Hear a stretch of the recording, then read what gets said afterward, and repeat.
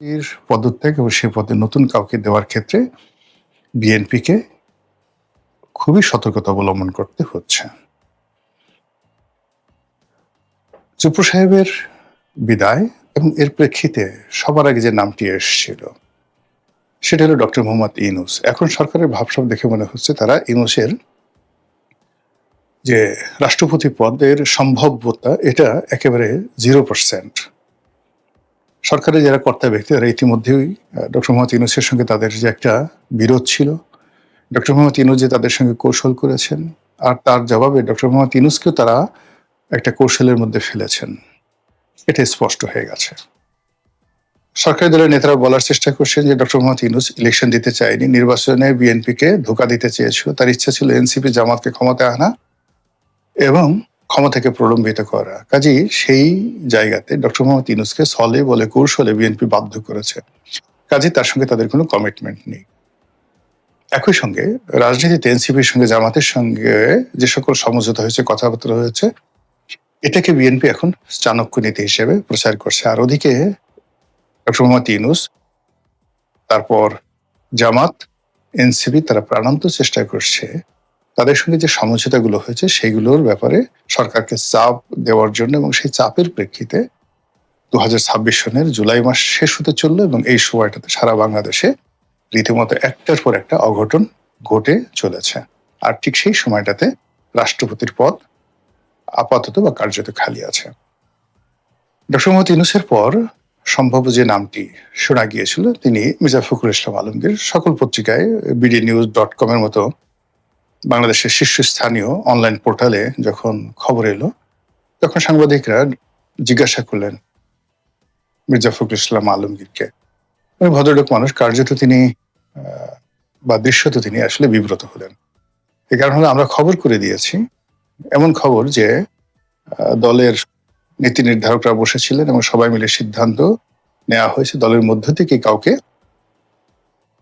রাষ্ট্রপতি বানানো হবে এবং তিনি হবেন মির্জা ফখরুল ইসলাম আলমগীর। কিন্তু তিনি বললেন যে এটা নেহায়তি গুঞ্জন, তিনি আর এগোননি। এবং এই ধরনের বিষয় অনেকের জন্য বিব্রতকর। মধ্যে একবার বর্ষিয়ার নেতা আলতাফ হোসেন চৌধুরী সম্পর্কে খবর আসলে তিনি স্পিকার হচ্ছেন, লোকজন ফুলের মালা নিয়ে মানে রীতিমতো একেবারে প্রস্তুত হয়ে আছে। অনেকে আমার সাথে ওনার সাথে খুব ভালো খাতির, আমিও চিন্তা করলাম যে ওনাকে একটা টেলিফোন করে কংগ্রাচুলেশন জানাই। তো যাই হোক, পরে আর কিছু হলো না, উনি নিজের টেলিফোন করলেন।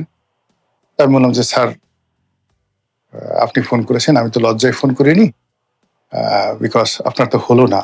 আমার ধারণা ছিল আপনি হবেন, হওয়ার পরে আমি একসাথে ফুলের মালা নিয়ে আপনার ওখানে যাব, মিষ্টি সিষ্টি নিয়ে যাব, ইত্যাদি ইত্যাদি। তো যাই হোক, উনিও খুব রসিক মানুষ, উনি বললেন হ্যাঁ রনি, আমি তোমার অফিসে বা বাসায় যাব এবং কোনোই দিয়ে তোমার ঘরের কলিং বেল টিপব। আমি তো অবাক হয়ে গেলাম, কোনোই কেন? তো বলে আরে বুঝো না, আমি 2 হাতে মিষ্টি নিয়ে যাব, 2 হাতে মিষ্টি নিয়ে যাব, তো যার জন্য সেই মিষ্টি থাকা অবস্থায় তো আমি সেই কলিং বেল টিপতে পারবো না, এই জন্য কনই দিয়ে কলিং বেল টিপ। দুজন হাসাহাসি করলাম, আরো অনেক কথাবার্তা বললাম। তো এইরকম জনাব মির্জা ফখরুল ইসলাম আলমগীরের ক্ষেত্রে প্রযোজ্য যে তাকে নিয়ে যে ধরনের প্রচার হচ্ছে, প্রোপাগান্ডা হচ্ছে, আলোচনা হচ্ছে, যদি এটি শেষ অবধি না হয় তাহলে এই ভদ্রলোক জীবন শান হয়ে এসে এক ধরনের বিরূপ পরিস্থিতিতে পড়বেন। এই জন্য তিনি বলছেন এটা নেহায়েত গুঞ্জন। অন্যদিকে যেটা হলো যে তাহলে কে হবেন? মানুষ তার স্বাভাবিকভাবে যেটা কল্পনা করে মির্জা ফখরুল ইসলাম আলমগীর, অধ্যাপক ডক্টর খন্দকার মোশাররফ সাহেব, মঈন খান, নজরুল ইসলাম খান, ওনাদের নাম সঙ্গতির কারণে সিনিয়র হিসেবে চলে আসে। কিন্তু ইতিমধ্যে দলের যারা সিদ্ধান্ত গ্রহণ করেন এবং এই মুহূর্তে সরকারে যারা খুবই কর্তৃত্ববাদী, তারা সবাই তারেক রহমান সাহেবের সমবয়সী অথবা তার চেয়ে বয়সে ছোট, কিন্তু তার সঙ্গে অসাধারণ সুসম্পর্ক স্থাপন করেছেন তারা বিগত দিনগুলোতে। অনেকে বাংলাদেশে ছিলেন, অনেকে তার সঙ্গে লন্ডনে ছিলেন। এই যে তাকে কেন্দ্র করে তার যে কিচেন ক্যাবিনেট, এবং কিচেন ক্যাবিনেটের সঙ্গে সঙ্গে কিচেন ক্যাবিনেট ঢুকতে পারেন না কিন্তু ক্যাবিনেটের বাইরে থাকেন এরকম অনেকে, তাদেরকে আপনি ধরে নিতে পারেন সরকারের তরুণ তুর্কি।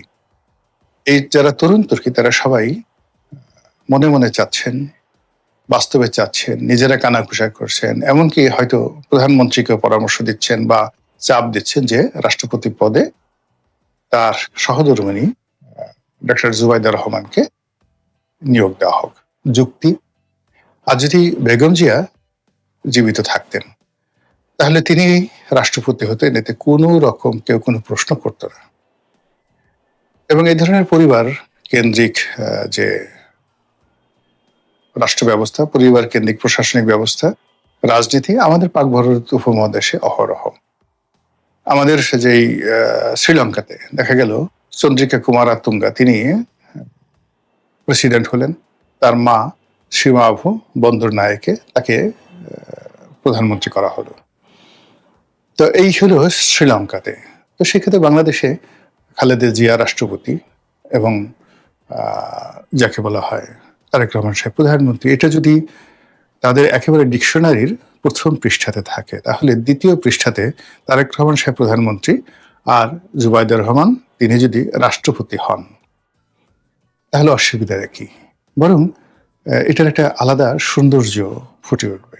জুবাইদুর রহমান এমনি তার মধ্যে সবাই বেগম জিয়ার রূপ দেখেন, তার হাঁটা চলা, তার মৃদুভাষ্য, তার চেহারা সুরত, অভিব্যক্তি সব মিলিয়ে তার মধ্যে সবাই বেগম জিয়ার ছায়া দেখেন। অধিকন্ত তার যে বংশমর্যাদা, গুণাবলী, শিক্ষা দীক্ষা সব মিলিয়ে বঙ্গভবনে যদি তার অভিষেক হয় তাহলে বঙ্গভবনের সৌন্দর্য বাড়বে, বই কমবে না। অতীতে যারা সম্মানিত রাষ্ট্রপতি ছিলেন তো সেক্ষেত্রে তাদের যদি আপনি হাইয়েস্ট গ্রেডের লেখাপড়া, সেই আবু সাইদ চৌধুরীর মতো মানুষ, জাস্টিস সায়েমের মতো মানুষ, আপনি তাদেরকে যদি দেখেন সেক্ষেত্রে জিলুর রহমান সাহেবের মতো মানুষ, তো সেক্ষেত্রে আসলে জুবাইদুর রহমান এখন একেবারে পরিপূর্ণ বয়স্ক একজন সম্ভ্রান্ত মহিলা। এক্ষেত্রে বাংলাদেশে প্রথম নজিরবিহীনভাবে একজন মহিলা প্রধানমন্ত্রী পাওয়া গেল, মুসলিম প্রধানমন্ত্রী পাওয়া গেল। এরপর একমাত্র রাজনৈতিক পরিবারের সদস্য যার সম্পর্কে এখন পর্যন্ত একটা ডট, একটা বিন্দু, কলঙ্কের একটা বিন্দু, তার যারা ঘোরতর শত্রু, বিএনপির যারা ঘোরতর শত্রু, তারাও জুবাইদুর রহমান সম্পর্কে একটা ডট এখন পর্যন্ত দিতে পারেননি। তো এখানে যদি তাকে রাষ্ট্রপতি পদে মনোনয়ন দেয়া হয় শুধু একটাই সমস্যা হবে, শুধু একটাই সমস্যা, সেটা হলো জুবাইদুর রহমান বঙ্গভবনে অফিস করবেন, কিন্তু তাকে রাত্রি যাপন করতে হবে এসে তার স্বামীর বাড়িতে, অথবা জুবাইদুর রহমান বঙ্গভবন অফিস করবেন, প্রধানমন্ত্রীকে থাকতে হবে তার স্ত্রীর বাসভবনে। এটা একটা বিষয়। আর এখন যেভাবে রাষ্ট্রপতি মানে এখন যেভাবে প্রধানমন্ত্রী ফ্রি স্টাইলে তার স্ত্রীকে নিয়ে গাড়িতে যাচ্ছেন, হেলিকপ্টারে যাচ্ছেন, ব্যাগ প্যাকে করে যাচ্ছেন, রাষ্ট্রীয় প্রোটোকলে তখন ওটা হবে না। এবং নিজের স্ত্রীকে তখন তাকে মহামান্য বলে সম্বোধন করতে হবে। স্ত্রীর সঙ্গে বিদেশ থেকে এসে দেখা করতে যেতে হবে ফরমাল। স্ত্রীর সামনে ক্রস লেগ করে পায়ের উপর পা তুলে বসা যাবে না, তাকে ভদ্রভাবে বসতে হবে।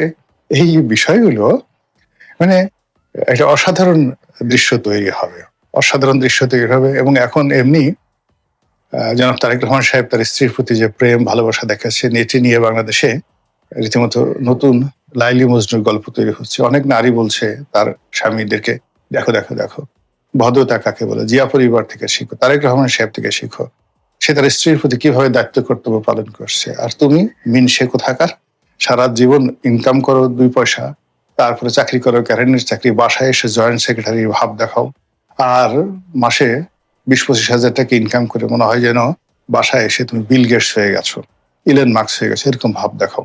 অথচ দেখো তারেক রহমান সাহেব কিভাবে মাথায় ছাতি ধরেন, কিভাবে হাত ধরে তাকে প্লেন থেকে নামান বা অন্য জায়গাতে উঠান, এগুলো কি তোমার চোখে পড়ে না?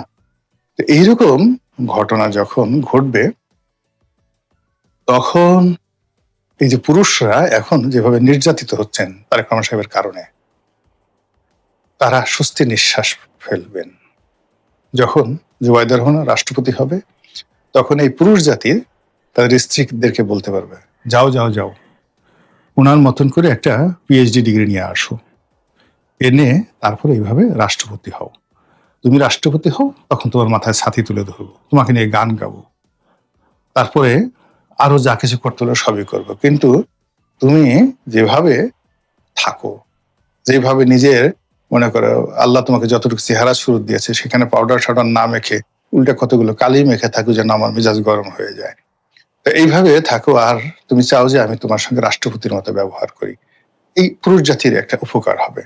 অন্যদিকে নারী জাতির মধ্যেও কিন্তু একটা প্রতিযোগিতা এসে যাবে যে ঠিক আছে, জুবাইদুর রহমান তিনি যদি রাষ্ট্রপতি হতে পারেন তাহলে আমি কেন পারবো না। এখনো পর্যন্ত কিন্তু নারীরা রাষ্ট্রপতি হওয়ার স্বপ্ন দেখতে পারছে না।